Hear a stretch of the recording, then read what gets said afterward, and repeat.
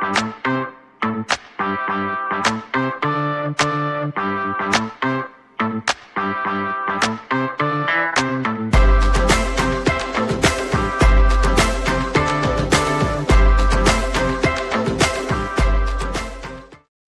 everybody, it's me, Ken Heckenlively, with Twice as Lively.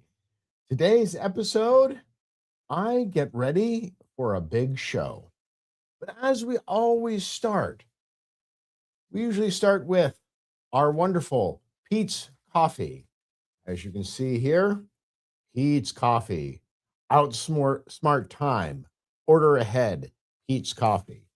That lovely, lovely Pete's Coffee. Love that simultaneous sip. Now, you may say to yourself, Kent, you look a little bit different today. What is it? Well, I've got a ring light over here. So I'm seeing if that makes me a little bit less washed out. Let's play around a little bit with that. What do you say? What do you say?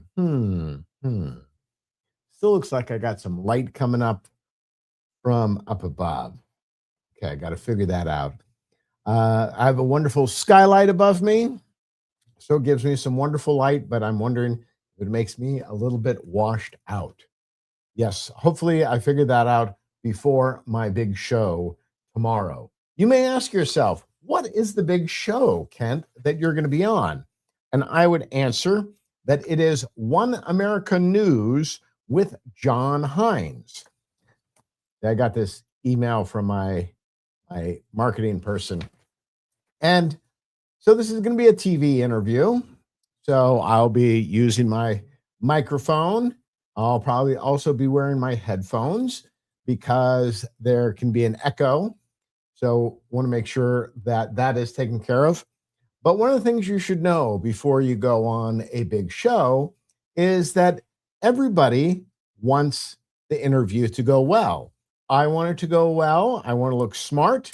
And the person who's interviewing me wants me to look smart. So you may think that the news interviewers are just throwing me random questions and I'm responding because I'm smart and quick like that. But you would be wrong.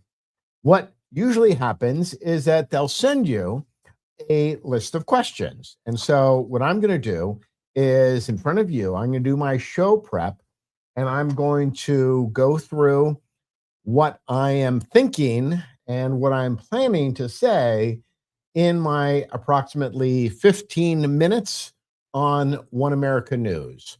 So the first question is, what the new Pursue files actually approve and what they dodge. So you may know that the government has been releasing UFO documents of a historical nature, and we've gotten 3 dumps of these documents so far. The third dump came out on Friday. So I believe there's around 70 documents, a couple videos. And so what I've done over the past day or so is I've gone through those and picked out some that I think are important. One of the things you should know about doing a show is the first thing you're supposed to do is grab attention. So what can I do to grab attention? So probably the first thing that I'm going to do when they ask me that question is I'm going to hold up this document, which is from the files. It's a 1953 document. And let me read what it says from 1953. That's right. 10 years before I was born. I know I look kind of old, but still, this is even older than me. It says, the Director of Central Intelligence has asked that you be furnished a copy of the attached report prepared by a panel of scientists on the subject of unidentified flying objects. So what I'm likely to do is say, this document from 1953 shows that the director of the CIA is interested in UFOs. How's that for looking pretty dramatic, right? I hold that up. Let's see, should I fold it over a little bit more? Let's kind of look what this letter from 1953 shows that the director of the CIA was interested in UFOs. Okay, so that might be kind of dramatic, right? Right? I get asked the question, suddenly I dramatically hold this up. This letter, you get the idea. Okay, so then what does the letter say? So this will be my segue, and I'll go directly to the report itself, and I'll say, here's what it says. What it says is that they determined that these UFOs are not a danger to our country, but they're going to lie to people and tell them there's nothing happening. So, on the question of whether the government lies to you, here's what this document proves beyond a shadow of a doubt. This document proves beyond a shadow of a doubt that the government will lie to you. What is the exact language they use? That the national security agencies take immediate steps to strip the unidentified flying objects of the special status they've been given and the aura of mystery they have unfortunately acquired. That the national security agencies institute policies on intelligence training and public education designed to prepare the material defenses and the morale of the country to recognize most promptly and react most effectively to true indications of hostile intent or action.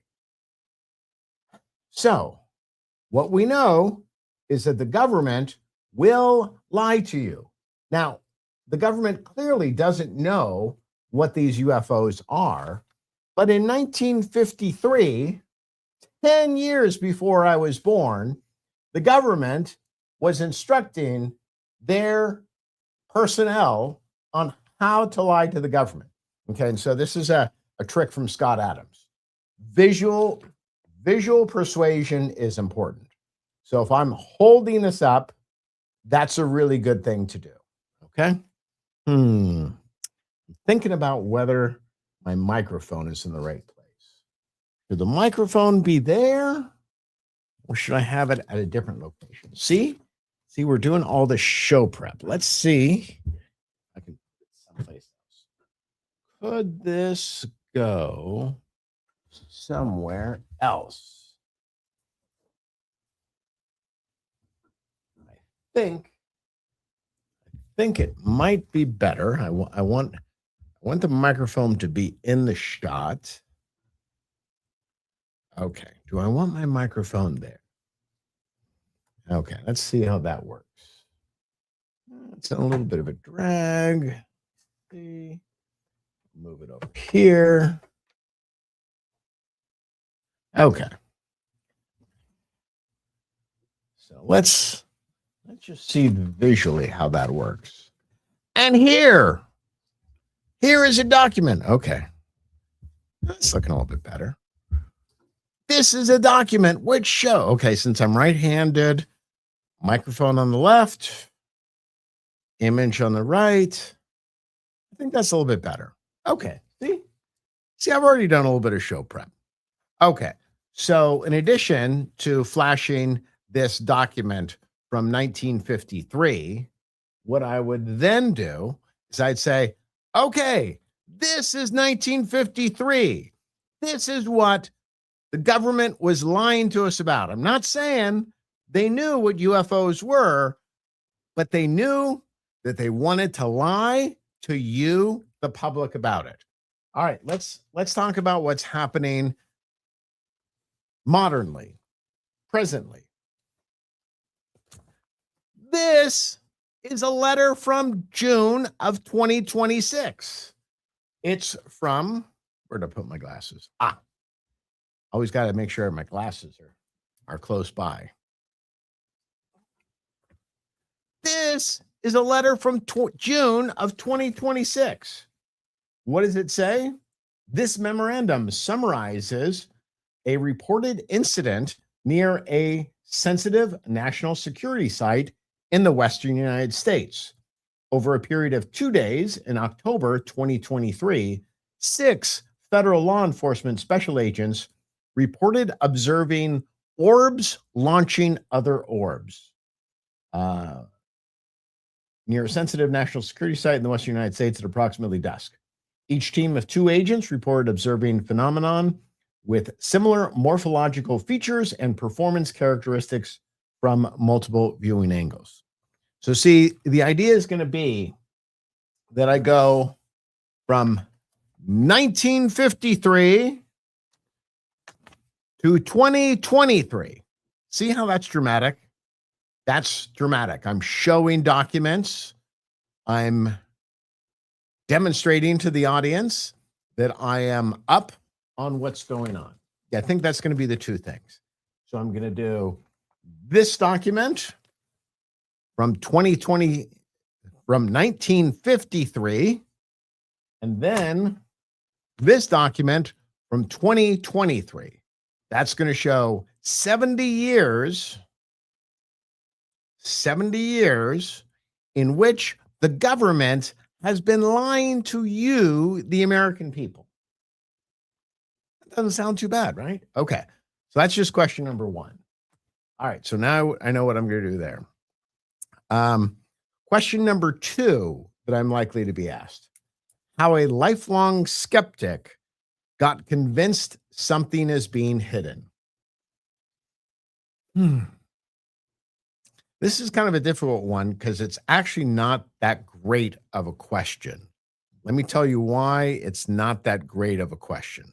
It's not that great of a question because I don't think it's quite accurate to say that I'm a lifelong skeptic.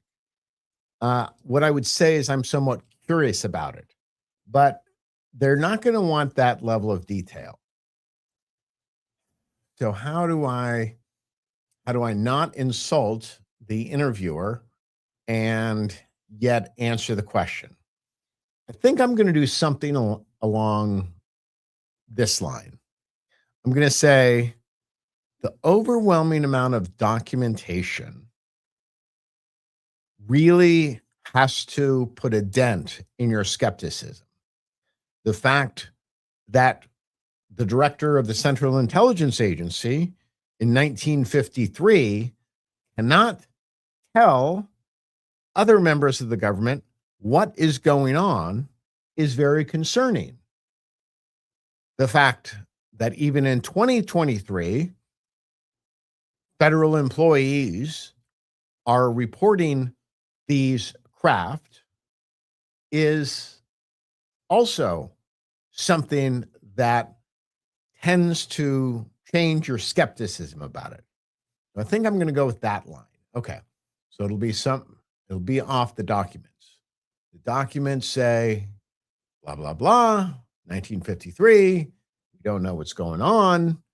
I may also bring up the 1947 Twining memo, in which they say that these phenomenon are real. So we've got something very close to the Roswell incident within 6 months of the Roswell incident taking place. And what they dodge, that's a really good question. What they dodge. What I'm seeing in these, and here's how I think I'll answer that. I'll say what they dodge is the question of whether anything has been recovered. For example, let's say that the Roswell crash really was a balloon. If they were being honest in these documents, they would say something like, there was the reported crash of a UFO at Roswell, New Mexico, but after further examination, it was found to be part of a top secret project, some weather balloon. One of the claims that it was part of something called Project Mogul.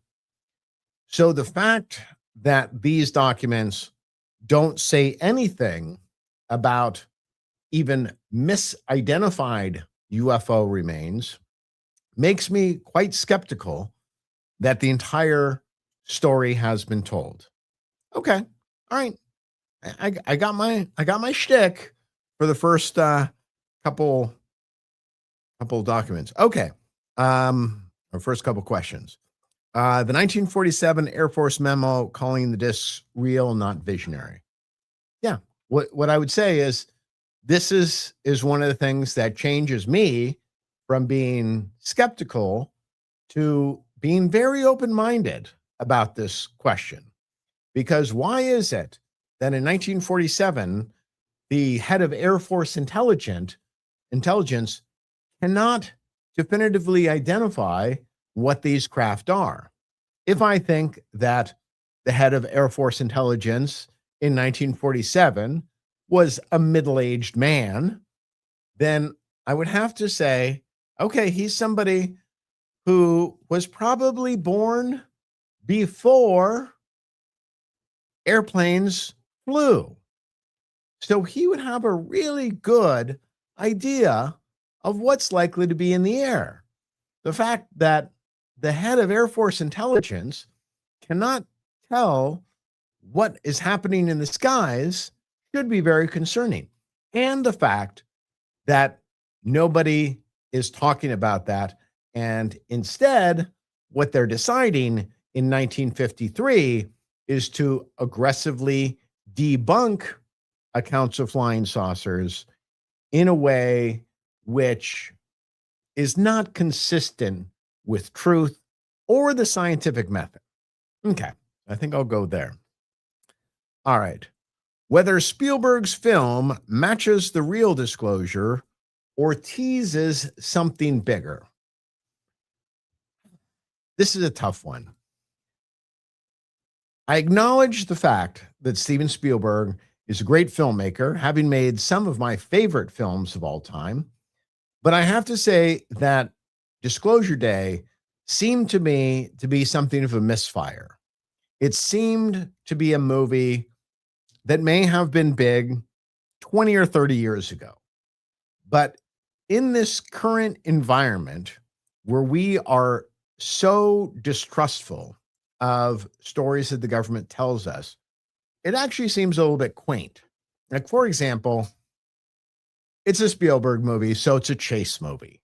So the main characters have stolen this tranche of data called the archive, which is supposed to be all the UFO information since Roswell.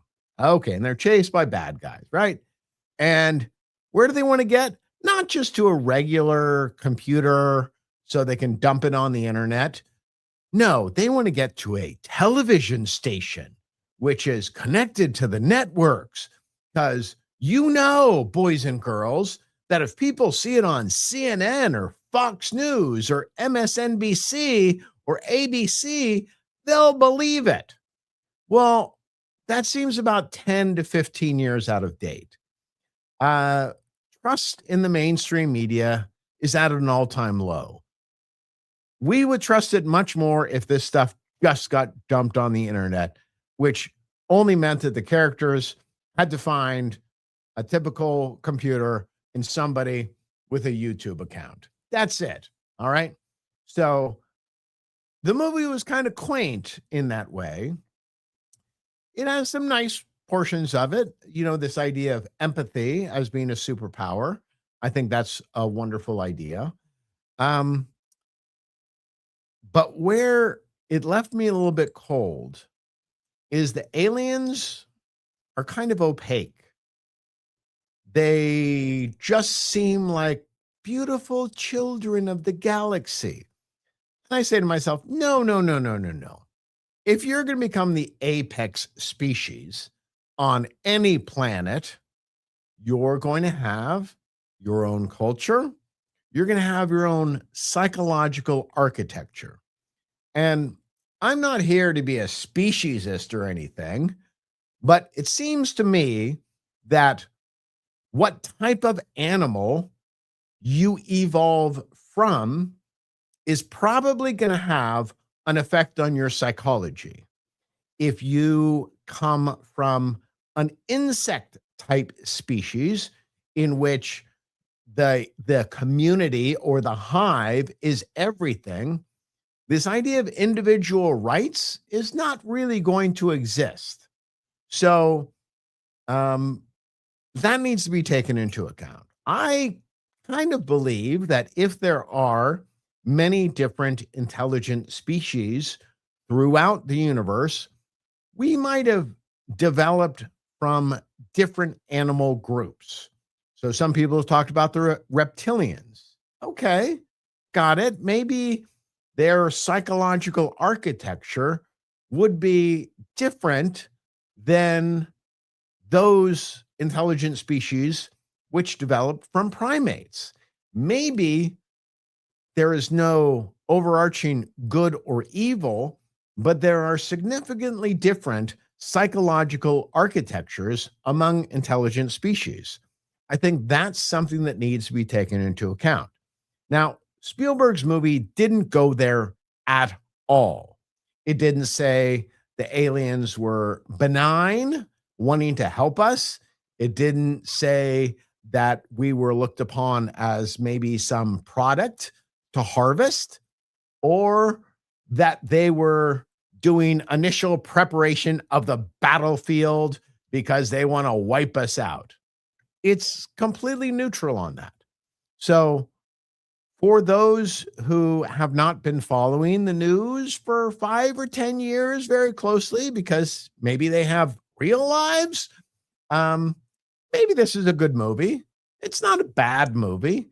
It just seems a little bit like your middle school, 7th grade view of the world when most of the public is at the college or graduate level as far as lies by our government.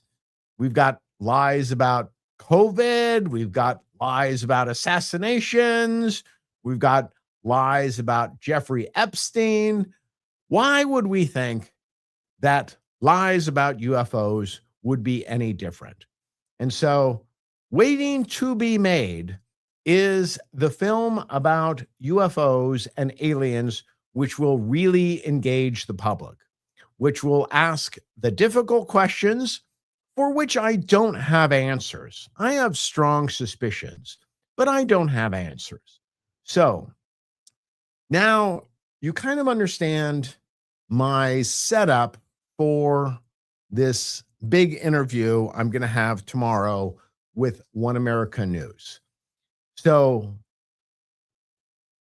the thing that I'm looking to do is to grab attention quickly. If I grab attention quickly, then the host is going to be able to have an exciting segment. An exciting segment means that if I do a good job and I say some provocative things, that will get clipped and put onto the internet. If that gets clipped and put onto the internet, then what will likely happen is that sales of my book, Catastrophic Disclosure, which you can see up there, uh, will increase substantially. So I spent 2.5 years writing that book. Catastrophic disclosure is up against controlled disclosure. That's the whole premise of the book, is that the deep state is interested in controlled disclosure. And there are also some people in the deep state who want full disclosure, which in the minds of some would cause a catastrophic effect on the rest of society, creating problems in religion, creating problems geopolitically, creating problems economically, probably because of the question of whether our oil and natural fossil fuel based economy can be maintained. And I can't tell you whether that's true or not, but if these craft do work on an energy source, which is not only not fossil fuel, but probably beyond nuclear in a way that we don't understand, that's a big deal. Yes, that could cause significant economic dislocation of our societies. So, what I'm trying to do in the interview is grab attention for myself, grab attention for the issue, get people to consider provocative ideas, um, to take as a baseline that the government has engaged in deception for the better part of 70 years. So, all of that will hopefully lead to better book sales for my book. Now, I've heard some people say, oh, gee, all these people go on television just to sell books. Well, yeah, that's true. We spend years working on these books. We would like people to read them. I'm not going to make any apology for the fact that I want to sell books. Why do I want to sell books? Because I want people to think more deeply. I spent 2.5 years writing Catastrophic Disclosure because I want to know what I think about UFOs. I want to know what the evidence shows. I want to know what the evidence doesn't show. When UFO researchers say that they believe that these creatures are benign, I want to ask the question, what's your evidence for that? And is there some evidence that they may think of us as some sort of product? The way Bob Lazar, the number one whistleblower, has said, and now he's not saying that this is true, but this was the conclusion of many in the deep state, which is these ETs consider us receptacles of souls. And now I don't even know how to process that.